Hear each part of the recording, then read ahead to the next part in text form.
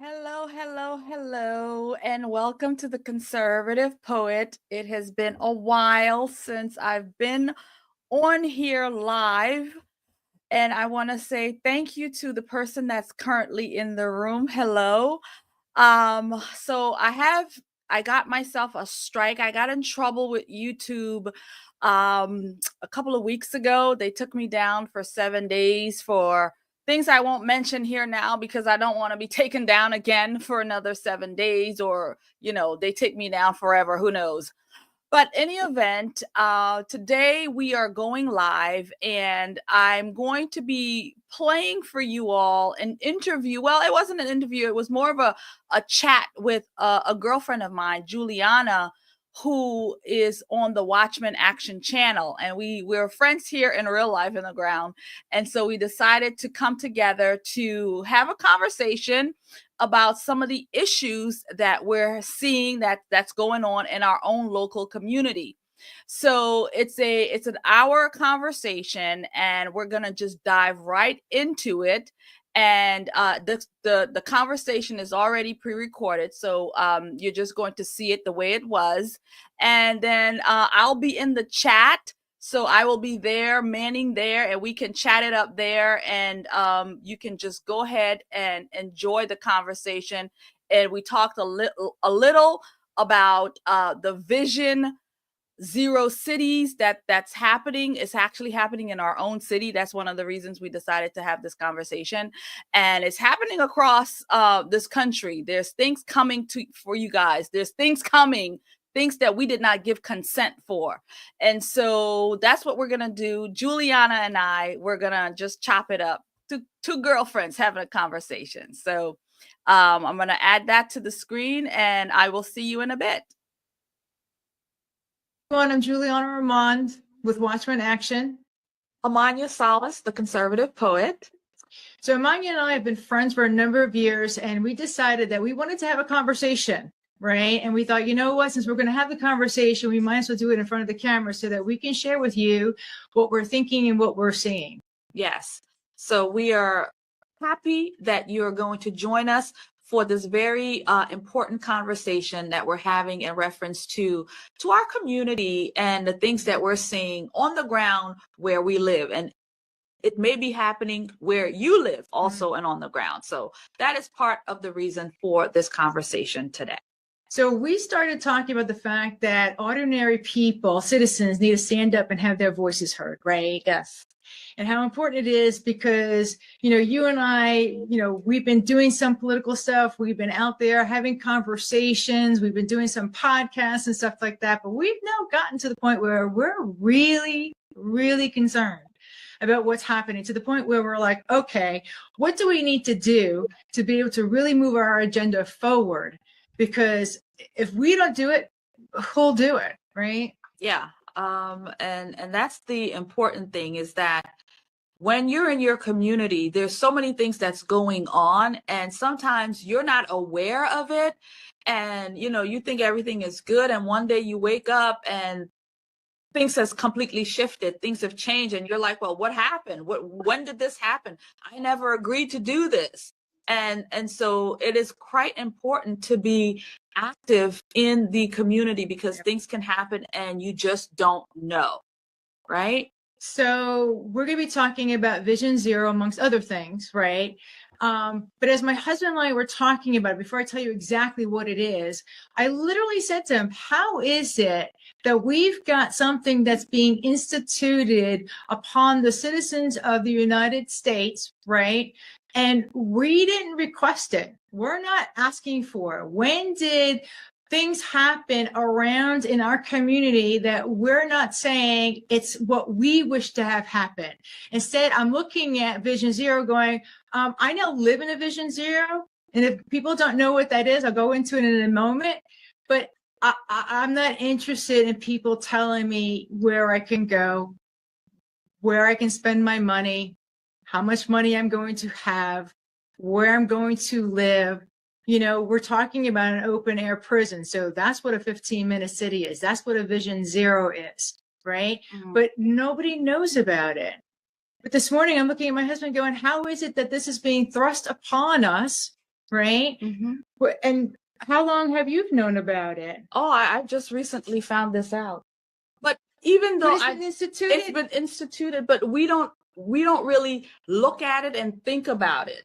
And that's the thing. You think, oh, we're seeing bikes all around the city. Oh, they just want you to get healthy. We're seeing things around that's happening. Oh, they just want us to, be more cautious of where we are, being greener.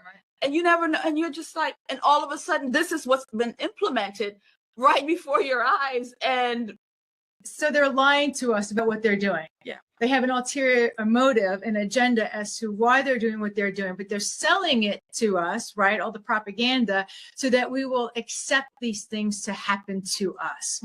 Mm-hmm. I don't know about you, but I didn't vote for it. No, neither did I.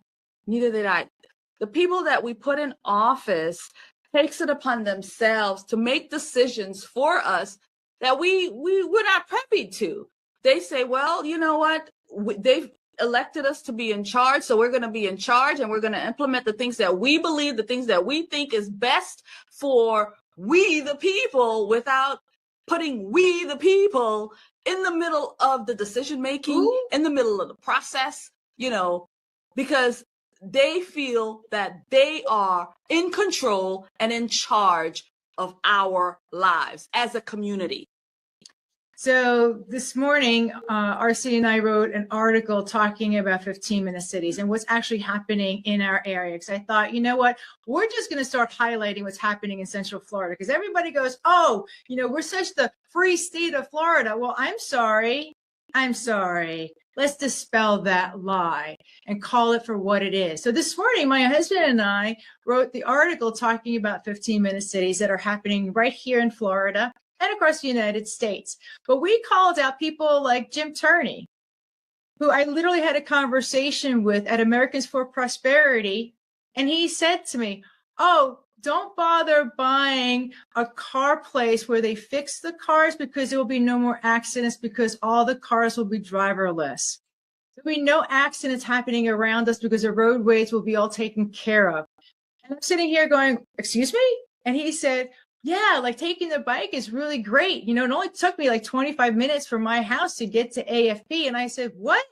And I said, are you thrusting upon me a globalist agenda? And you haven't told me? And I'm sitting here going, if we're in politics, like if we're like hanging out with all the people figuring out what's going on, we've been talking about it, writing about it and whatnot. How is it that we didn't know that unanimously our commissioners signed off on us being a Vision Zero area? Leading, they call it an open air prison. I'm going to continue calling it an open air prison, because that really solidifies at the end of the day, what it is, what it means to us, the citizens. Wow. Open air prison, just the idea of it. So you're in this prison house, you have certain places you can go, certain things you can do. You can go to this area, that area. Everything is confined to where you are. You can't go beyond that, because then you'll be breaking out of prison. So that is essentially it. So if we're in a 15-minute, prison zone, and this is the only places you can go, if I decided I needed to drive an hour away to somewhere else, then, I might be breaking the rules of these 15-minute, capsules, so to speak, that they have us in. And I never gave anybody permission to put me in a box like this. And so if our elected officials are doing that, I say it's time for us to confront them on these things, because we, the people, are actually being imprisoned in our own communities. So the Altamont Springs city manager, Frank Martz, right, in a private meeting, it was just my husband, he and I, sat down and said to us that DeSantis's people are working with his people, whether DeSantis knows it or not. Now, okay, mind you, Uber was launched in Altamont Springs. A globalist agenda, a platform was launched here in Altamont Springs. Like my daughter was one of the first people to get into an Uber. And it was like, as a mom, I was like, oh, this is great. I don't have to worry about carting her around. Yeah. I knew where she was and everything. Yeah. I had no idea at that time that it was a globalist agenda. Now looking back, I'm like, so that's what they were up to? Yeah. Isn't it interesting how, you know, they drop new things in your life to make your life better, to make your life easy. Like you just said, you know, oh, I don't have to drive her around anymore. We can just call the Uber and, you know, I can go about my way. She can go and she's covered. Oh, it's going to make your life better. Oh, it's going to make your life easier. You start to think about it and you're just like, oh, gosh, is it really? And it's that control thing. Yep. It's that control thing. And they drop it in our laps little by little by little different things. And then before you know it, you're in a full blown, like, oh my God, what is this? Yep. So I love Representative Doug Bankston. Like he's a great guy and everything and great pastor and whatnot. Mm-hmm. And he did a talk at AFP. Mm-hmm. And one of the things that he talked about was his initiative, and the sixth initiative he talked about, if I remember correctly, was the fact that they were going to have individual little airplanes that people can get into, like, you know, hovers and whatnot, and be able to travel. And I thought you were on our side. Mm. Like, how did you pick up that globalist agenda? Like what happened that you went up and you were supposed to be representing us, that now you're coming back and you're telling us that you've now picked up the banner of a globalist agenda?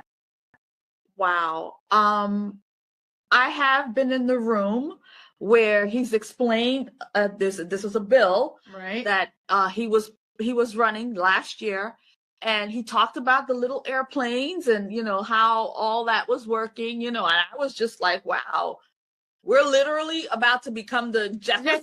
The Jetsons?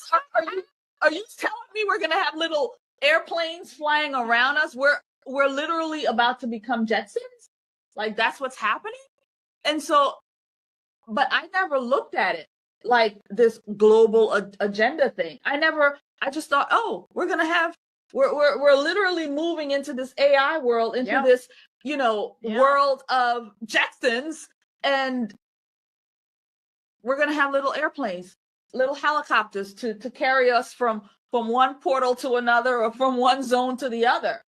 But now when I'm thinking about this and my eyes are opening, the scales are coming off literally at this moment, literally right now I'm seeing it, because I never even tied the two together, that these little airplane things, or whatever they're going to be called, you know, moving around our space here. I mean, they're literally putting this thing together. It's not like it's not coming, it's coming. And so, and it's like, oh, that kind of ties into being in these 15-minute bubbles and removing us the freedom of driving cars to where we need to go, and going to the places that, you know, it's common sense to just go to this coffee spot. It's common sense to just go to this place. It's common because this is where you are. We're not gonna, oh, it's easier to just drive there or walk there, and so on. So I'm seeing that full picture with the helicopters and this whole bubble of being in this zero area, this 15-minute zero area. Wow. Isn't it shocking? Shocker. So I don't even know what to say at this point. Yeah. Because it's so, I literally was like, all right, I'm somebody and I need to say something, because people don't know. So we went to the delegation, and one of the speakers was like, oh, we're all in for the Vision Zero. And we were like, ha ha. See? Yes. So all of our political people, our public servants, actually is what we should call them, are all in cahoots. They all know about this Vision Zero. Do you know about Vision Zero? Most people don't know about Vision Zero, but here we are, and they're pushing this agenda on us. Okay. Yeah. So, Yeah. So yeah, I remember because I hadn't really I heard you talked about it a couple of times before, but it never really registered. Like I never even thought about it. Like you talked about it and it kind of went in and went out because it didn't connect. And so, but when we talked a couple of nights before, we went to the delegation meeting in Orange County, and it was one of the commissioners, Commissioner Urabi, Meyer Urabi, it was, who stood up and she started talking about these things, and some of the words that you were mentioning. When she started talking about it, I jumped up. I was like, I looked at you like, hey, that's what we were talking about. This is what you were schooling me on. And I'm like, wait a minute. So they got this thing planned. Yep. This is the commissioner, the person we put in charge to, for our best interest in the community, to deal with our surroundings, our money, and so on. And this person is literally letting us know, yeah, yep, there's something happening here, and we're on board with what's going on. So let's give the audience just the essence of what was happening. We were sitting there, right? Yeah. What were we looking at with the panel and all the conversation, the chitter chatter that was happening, right? Between them and go ahead. I'm going to let you tell the story. Okay. So it was a busy room.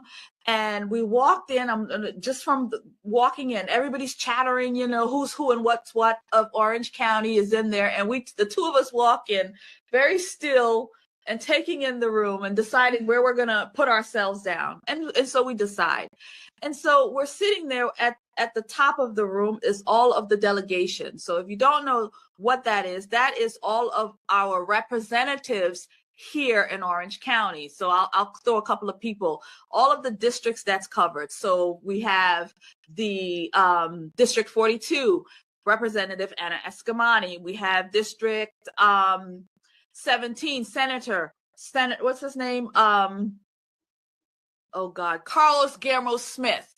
So, and then we have Lavon Bracey Davis, and we have all of these different reps. They're called the delegation of this area.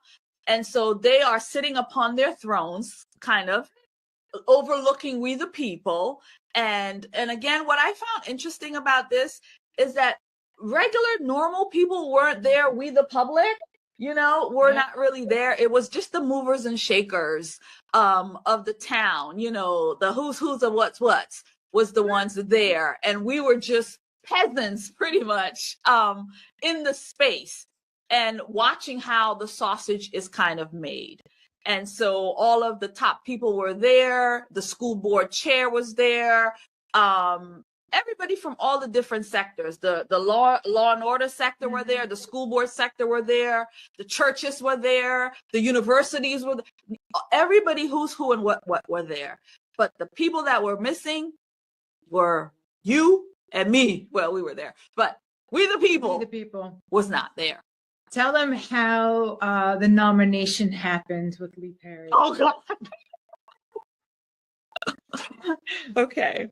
So you said this, you literally was like, okay, you see that chick right there? They're grooming her to be able to, like, you called it the whole time. Okay. Yeah.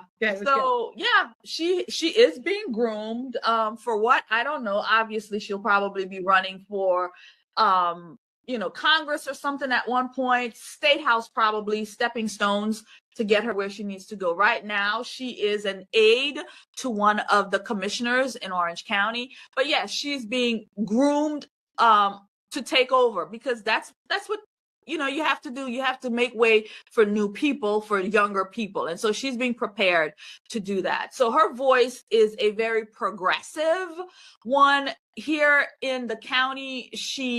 I'll tell you a quick story in reference to her. So about last year or so, we were one of my organizations that I'm involved with, Pine Hills Republican Women. Okay. We were looking to do some work in Pine Hills, and we were looking for churches to work with.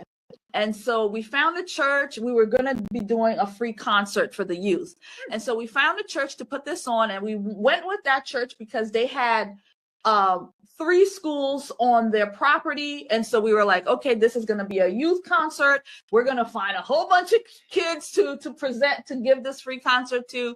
And so we went with that church. And so in the midst of putting it all together, the church crew let us know that our person on the ground, her name is Lee Perry, and she's the one who we coordinate with, things like this. So you need to get in touch with her. So that's how I know who I became aware of who she was. Okay. And so we connected with her. And so she came, the church pastor had a meeting, and they invited the Republican women, and also Lee Perry was there. And so we're in a church, right? And so she gets up to explain her agenda, so to speak. And what she was advocating for was, killing babies, abortion. She was advocating for the LGBTQ X, Y, and Z agenda. And we're in a church, and the pastor and the people in the church was like, what you talking? Wrong audience. This is what she literally was talking about in the church meeting. And so I never forgotten that. That's how progressive you are, to be in a church setting with a group of people.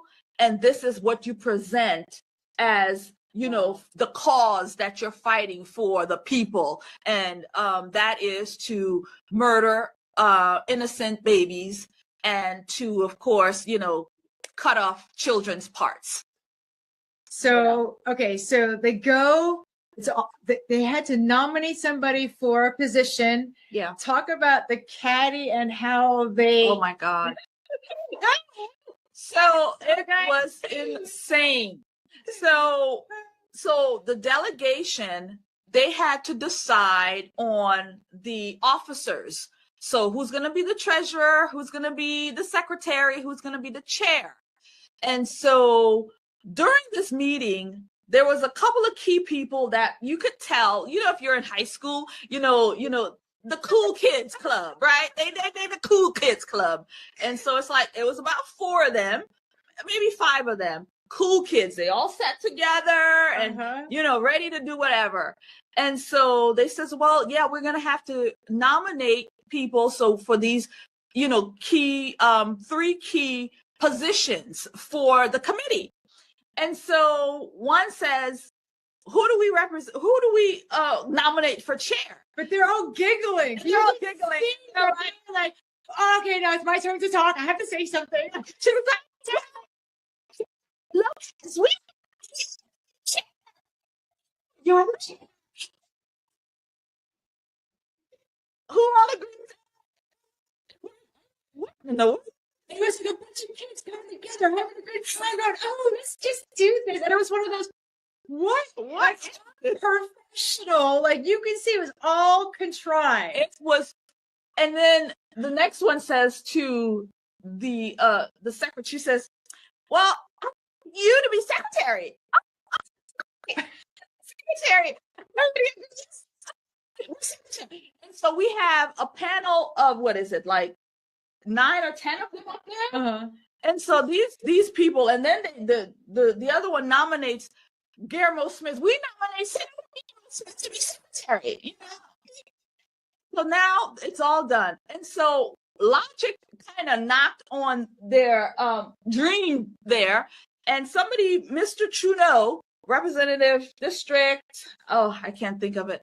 But anyway, he's a new person on this, newly elected to this seat. And so he speaks for the first time, and he says, and when they went to do their, everybody agree, and he says no. And they're like, we gotta know.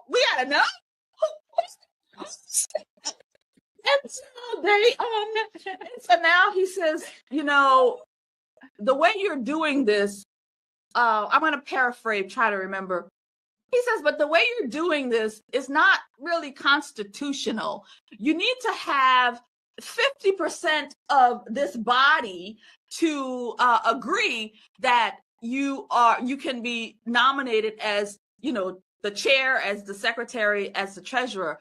the rest of us have to participate in this democracy of this. You can't just nominate each other and then for each other. The rest of us have to be a part of the process. Yep. And they were like, what? What? It was the funniest thing. How did you feel about the Republicans that were up there and their disengagement from really what was going on? Yeah, they were really disengaged. They were just there. The only time they interacted was with whoever was on the mic speaking, and they wanted something to say. But outside of that, there was 3 conservatives on there. Newly elected Miss Erica Booth, District 35, Miss Stark, representative, I forget which district she's in, and Mr. Trudeau. So it's 3 of them on there. And actually, Representative Stark said something too.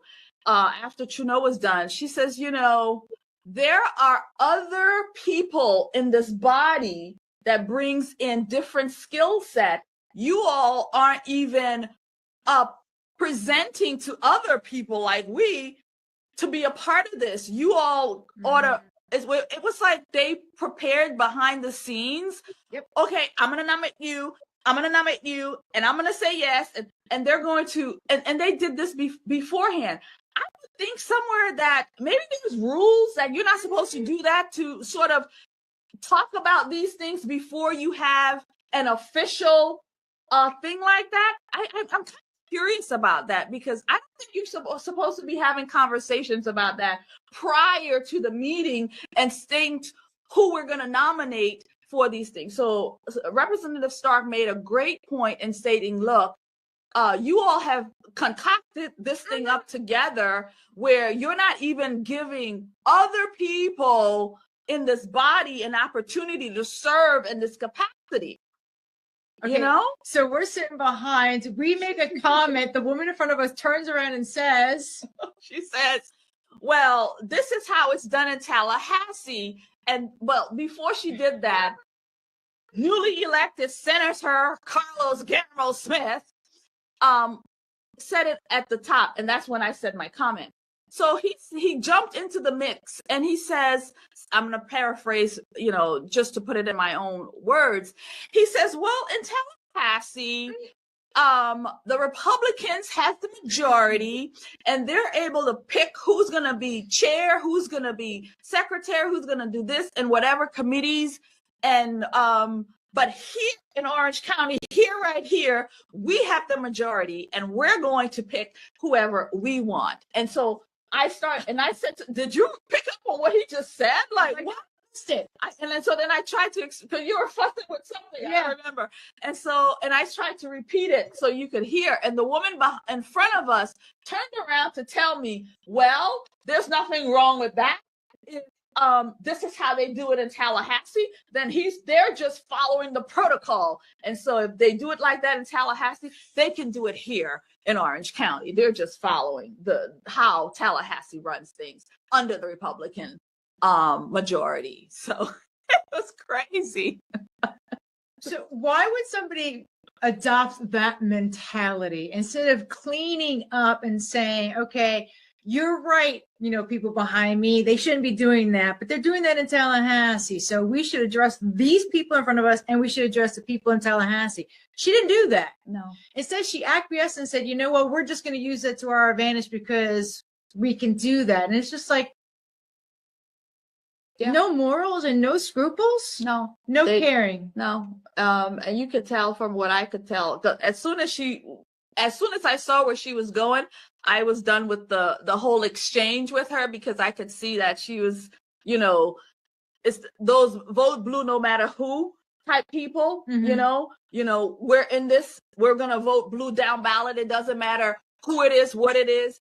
That was like what I picked up from her right then and there. Like, she is a servant of who these people are, and therefore logic doesn't come into play. So, so I just sort of put her down and, focused on the rest of the drama that was going on up there. So my question to you is, do you feel that we the people, the Christian people, the ones who have faith in the Father, do you think we were really represented in that room? No, we were not. And I'm going to tell you one of the reasons I say that now. If you remember, while we were there, I started noticing all of the artwork around the room. I started noticing it, and they were like really creepy, like demonic, if I may say that. Very demonic. Like, it was just weird. The artwork all over, like skeletons and like zombie stuff, like just demonically creepy stuff. And I'm looking at this stuff and I'm just like, the energy in this room from these people is exactly what's on this wall. Yeah, demonic stuff. And I'm just like, this is a room where the people's business is done in Orange County. This is the room where where your business is being done, my business is being done, your business being done. Right? In that room where, no. So to answer your question, no, I do not feel like the people or the Christian people, were really represented there. Right. Even though they opened it up in prayer. And I just have to say, who's their God, though? You can say the word God. Who is their God? And I'm going to just throw this in because it just came back to me. Okay. So at last cycle, not this one. So the last cycle, I went to the delegation meeting, same place. And the prayer was done by LaVon Bracey Davis. And she'll tell you, she said it right then. She says, I am the granddaughter of a pastor. I am the daughter of a pastor. I am the wife of a pastor. With so much pastoring in her family, with so much pastoring in God in her life, this is the person who stands on the podium to abort and kill babies. Your babies, my babies.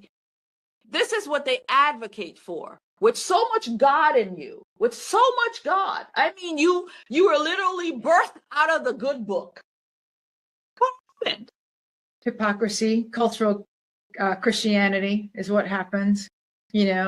The dumbing down, the it's okay, the inclusive. I mean, it's coming down from the Catholic Church. The Pope said, every way is the way to Father, and, it doesn't matter, and you don't have to proclaim the name of Jesus. And so it's coming down from the head all the way down. But there's an agenda and why they're doing this kind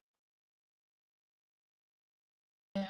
So for the last 2 days, I've been completely enthralled in studying what's going on in the UK, where they're talking about the grooming gangs. Grooming gangs? Grooming gangs. I haven't heard it. Where you have, and I hate to say this because these are radical, but Muslim men who are gang raping women. And the target has been the middle class white children. Really? Where? England. In England. Oh my God. And the reason why I bring that up is because that's what's starting to happen here. The immigration happened when you bring in a totally different culture into the country, right? Like they did in the UK, and they've already done in America. There's a clash in culture that's happening. So for the last couple of decades, people haven't been talking about the fact that there's been massive amounts of rapes across, England and other countries where all this immigration has happened. That's here. That's happening now here, And at one point, we have to be able to stand up. The reason why Amani and I are here, and the reason why I even brought this up, is because our own government is saying, we don't want to use the word grooming. You don't want to use the word grooming. I'm sorry. So I'm just going to get personal for a moment. I was groomed. Are you telling me now that, these people can groom children and it's okay? So they're taking these kids, right? They're luring them. And the next thing you know, they're in, child trafficking situation. They had in one city alone, 1,400 men, children and women that were raped in one city in England. Oh my God.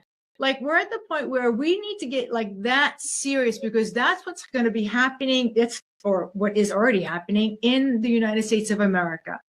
You know, I want to be able to say we need to be pushing back on this agenda, right? We were talking about what's going on in the government and laughing about how, you know, what imbeciles they were up there talking the way that they were. Yeah. But in reality, it's a globalist agenda. You know, so for me, looking back at what's going on in England is really important. Back in 2015, 16, I literally was saying, you look at what's happening with the European Union. Wow. Look at the way England wants to pull away from the European Union. You want to know why? Because the European Union was all about the globalist agenda. So now we're at the point where we've got the globalist agenda happening right here in the United States of America, Vision Zero. You know, when you brought up this you know, migration thing happening, I interviewed Elizabeth Savage Wolf when she was here. Actually, we did it via Zoom, but any event, we talked about, in her book, she's in Austria, and we talked about what happened to her country and how the migration of all of the Muslims and so on were coming to her native country. And and she was in a lot of trouble because, you know, she said some truths that they didn't like. She said, you know, children's been raped, you know, by their fierce leader, their God that they worship. Yep. You know, he was a pedophile. He likes little girls. And he married one, as a matter of fact. I think that's in the history books. But so she said that, and she got into a lot of trouble.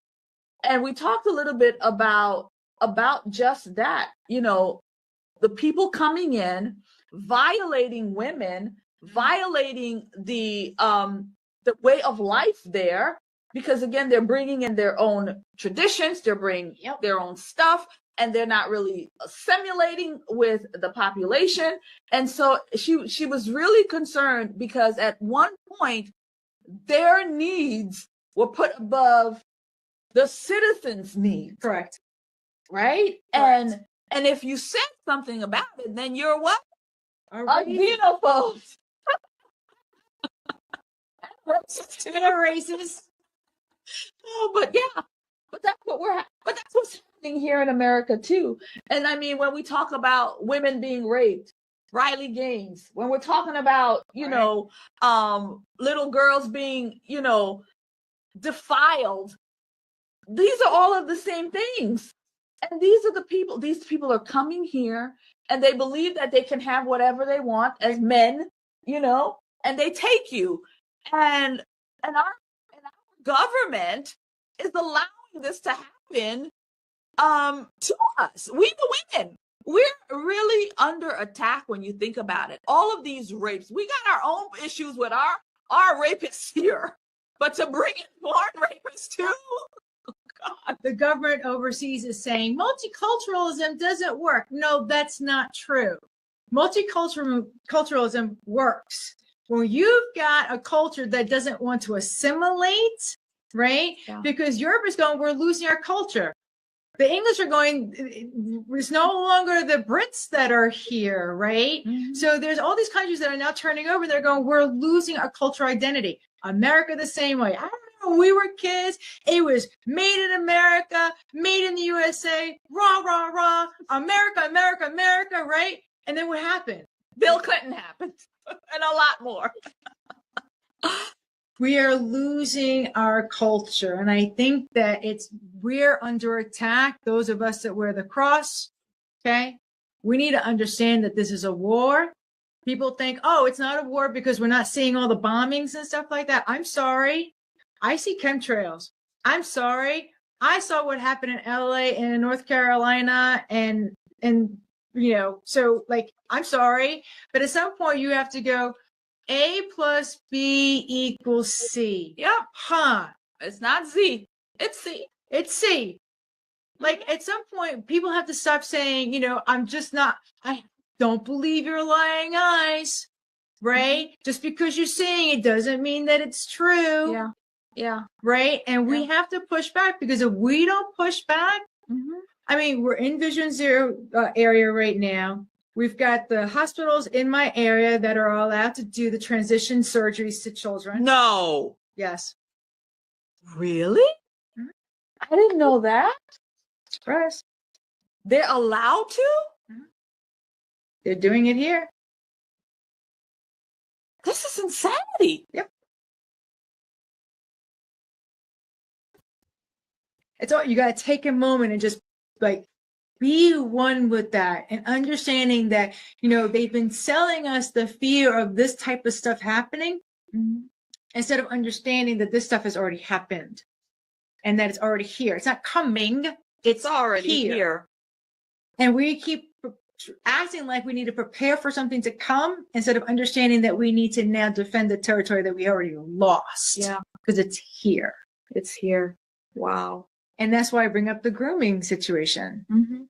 You know, there are many. I used to walk the avenue as a 12-year-old child. And it wasn't a matter of if a man was going to say a derogatory thing in my ear as I walked past him on the avenue. It was how many men were going to do it. 7 times. Can you imagine being a little kid walking down the avenue, going to the store, right? And having these sleazy, gross men just walking and intentionally coming near you to say, "Ooh, mama." And I'm like, so, in the delegation, one of the gentlemen stood up from the sheriff's department and said that it's a misdemeanor when somebody in a van tries to lure a kid into the van. So because it's only misdemeanor, they can't look in the van or anything like that. Yeah. And I'm sitting here going, how come the laws for, you know, any kind of rapist or child trafficking or anything like that, why is it so low? Why is it that they want to allow the word grooming? Why is it that our government is doing these things to us? Why are they using the propaganda the way that they are? I don't know. The laws don't seem to protect us, we the people, we the women. They're not, because if they realize a child has been pulled into a van and the law can't, you know, knock and say, "Hey, what's happening in there? We saw this little girl walk in here." That criminal, that person is being protected. And that child is vulnerable to whatever that this person does to them. I think people are waking up to the fact that the laws don't defend us. They defend the criminals. Yeah. And a lot of the criminals are government officials. Yeah. And this is called asymmetrical warfare. And that's what we're experiencing. And I think at this point, as Watchmen Action, I'm saying everybody needs to acknowledge the fact that this is happening, because we need to do something about it. Yeah. Yeah. I agree. Something needs to happen, and we can't even count on our elected leaders, because everybody's hands are tied, right? The police hands are tied because, you know, these policies are in place to tie their hands. You can't save a little girl from being raped because policies are in place to keep the criminals safe, right? It's unbelievable when you think about our elected officials, these people who are supposed to protect we the people. And I want to bring up Los Angeles right now. When we look at how the officials, the people that's running this government in California, has allowed these people to lose everything in these fires because of policies that they put into play to protect little fish. They're complicit. You no longer can say that they're like, don't know what's happening. And I think we're at the point where the citizens are saying, you're complicit. Follow the money. What's happening here? Is there a railway going to be put in California? Are they intentionally burning that? Do we need to say like these things out loud and say, this is war? Literally. It's like, literally. But I mean, as an American citizen, do I need to say that this is, I do need to say this is all intentional? I think everyone's starting to say that this is intentional. And then we need to call out the actors. And who are the actors? We know that they're all behind the scenes and they're in. I saw a reel yesterday, I think it was, in reference to all this. Somebody was just kind of piecing the puzzle together. Mm-hmm. And he says, and they showed two scenes, the scene in what happened in the Maui fires and the scene of the LA fires. And he was bringing up that point, how is it that there were these issues in Maui, people couldn't get the notices that things were happening, all of this burnt down. And then here in Los Angeles, they had no water in the fire hydrants to take down the fire. They couldn't fill up the airplanes to drop water over there. They wanted Maui to burn. They wanted Los Angeles to burn. And they flooded North Carolina. I don't know about you, but I'm like so totally sick to my stomach. Like having this conversation with you, I'm like nauseous. And I'm like I don't want to do it. I don't even want to air it. I don't want to talk about it because it's like it's a moment in time where you just have to say, this is a gut shot. Like, what do we do from here? Like, we're in front of a camera and we're saying, and many people are saying, they're on TikTok saying, they're on Facebook Reels talking, they're on X talking, and we're all talking behind the scenes, but like, what next? Like, I don't know. I know that, the Lord puts us in positions, and he puts us in different rooms and us in different mountains to be on. I was saying it just yesterday. I was at an event. It was Pray for Haiti Day yesterday. And so I went to that event, and it was a beautiful, beautiful thing.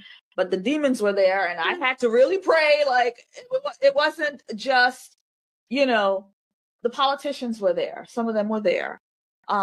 Maxwell Frost, he was there, and Anna Escamani and Rita Harris. All of them were there. And, they were being prayed upon. They call up the politicians to come up and pray. And I was there with Dolores. And I said, Dolores, we gonna pray. She was like, girl, we gonna pray. And we prayed over these demons.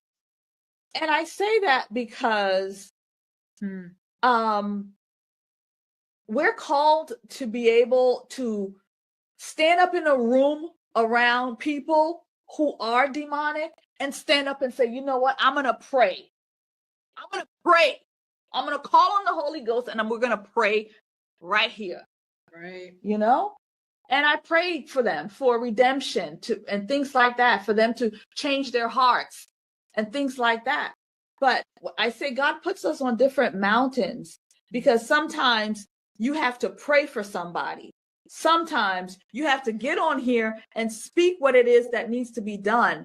And sometimes you have to pick up, your cross and get the job done. So we're going to continue this conversation about what's next. It's the reason why RC and I wrote our book, Watchmen Actions. It's all about how do we organize and get together as a community of people to do the things that we need to do. And I think through this conversation, the number one thing I realized was we need to have a prayer team. Like every county needs to have a prayer team and as well as an action team. Because you're right. I mean, we're fighting against demonic forces. And unfortunately, we have to work with some of the people that are dabbling in this stuff because they don't understand what's really going on. But we're going to continue the conversation about what we're doing in our area because we don't live too far from each other and being totally impacted by our local government. Yeah. It's just about getting real and calling out names and saying what it is, you know? Yeah, we have to call it out. And another thing with yesterday's conversation, And, after the event, we were having conversations with some people, and they were, again, it was a prayer about Haiti. And during this whole service, everybody's up there praying, they're praying, they're praying. And never did anybody say, Haiti needs to repent for her sins. Nobody, I kept saying it in my prayer, but none of the program attendees, these program, leaders ever prayed and says, Haiti needs to repent of her sins. And this is the reason why she's in dire restraints the way she is. And so we were having chats later on, having little snack. And Dolores and I, pastors were talking, and she and I we're on the same page. And we says, Haiti needs to repent for her sins. And this is why she's in these dire restraints. And they're like, yeah, you're right. And I'm like, they're praying for prosperity. The oil runneth over, and to bring the oil back into Haiti. I says, first friend, she gonna have to repent. She gonna have to repent so that God can come alongside her and start to fix these problems. It needs people to stand up. And I says, you know what? And one of the things is, I says that it doesn't matter, because they was like, yeah, those people in Haiti, they don't want, the Christians, they don't want to talk because, people are going to come knocking on their door. And I says, if you're with God, you better be prepared for death. That's right. You better be prepared for whatever it is. So we don't come on here because we know what we're saying here is not welcome. This conversation is not welcome, but I'm prepared to speak it. I'm prepared because I'm with Jesus. And if that's what it is, then that's what it is. I was going to make it worse by saying, are we going to talk about what Clinton did to Haiti and all the pillaging? I mean, like, are we, the Americans, going to repent for what we also did in helping the demise of Haiti? Like, yeah. But all the politicians got together for the National Day for Haiti and praying for Haiti and stuff like that. But indirectly, they're part of the gang. They're part of it. The cult. Yeah. That created the situation. I always say that systematically, they've created what we're seeing out in our culture, right? Mm-hmm. So if we can see it this way, we can see it however we want. There's no reason for there not to be prosperity for everybody. There's no reason why there should be homelessness. There's no reason. None. Zero. Right. But systematically, they created the situation the way they wanted it. Yeah. It's like the tightening and the tightening and the tightening. And all of a sudden, next thing you know, you're a slave. Because if all the money that you're making is going to just buy food, and a lot of people are in that situation, right? Mm-hmm. You're now being degraded down to a slave. And that's what we've been seeing. Yeah. In a nutshell, at the end of the day, it's all about controlling you, controlling me, controlling the narrative, controlling the news media, controlling our water system, controlling everything. And now they're presenting it in this beautiful package called, Vision Zero, that you can live, be prosperous and healthy, no accidents, no, road rage, none of that.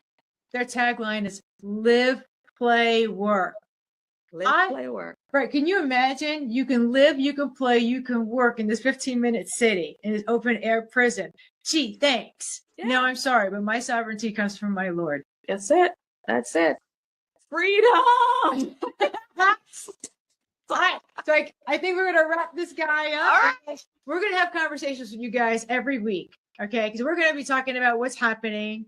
Right. It's time for us to tattletale on all the people that are not doing what they should be doing, or the people that are doing the things that, So, Amania, thank you so much for being here. Well, it's been great to be here. I love this. I love that we're putting our voices together. Yeah. Combined effort like this, because it's going to be a powerhouse thing. And we could definitely bring on some other women to just have these conversations. Putting our voice out there, because it's critically important for us to stand together as women and as accountability partners and being out here doing the Lord's work. That's the way I see it. And so I'm honored to do this with you, Julianna. And I'm excited for this 2025 and we're gonna birth out of this for our community, for our country, for ourselves, and for the Lord. So my why is because I want to flood the zone with what we want to hear happening and empower and encourage other people to be doing the same. Because if we all come together and talk about things that are important, a lot of revelation happening here. If everybody knew about Vision Zero, right, we can all stand together and have our voices heard. Yeah. So I'm excited about doing this with you and other organizations. So I love you and I appreciate you. I love you too. Appreciate you, guys. And we love you. And we appreciate you. All right. Bye, everybody. Until next time. God bless. And we'll see you then. We are making Christmas great again. But first, we want to say thank you to our Lord and Savior, Jesus Christ, because without him, there would be no season. So he is the reason for the season. And we want to say thank you for a great gift that he has poured upon us. And that gift, my friends, is our president, Donald J. Trump, who is going to make Christmas great again. We have Christmas wrapping paper. We have candles, puzzles for the children, t-shirts, mugs, blankets and fleeces, so many different things, ornaments. Yes, we are making Christmas great again. We say thank you to Donald J. Trump. Go to theorlandopatriot.com, get 30% off your purchase price. See you there. Merry Christmas. God bless you. Merry Christmas.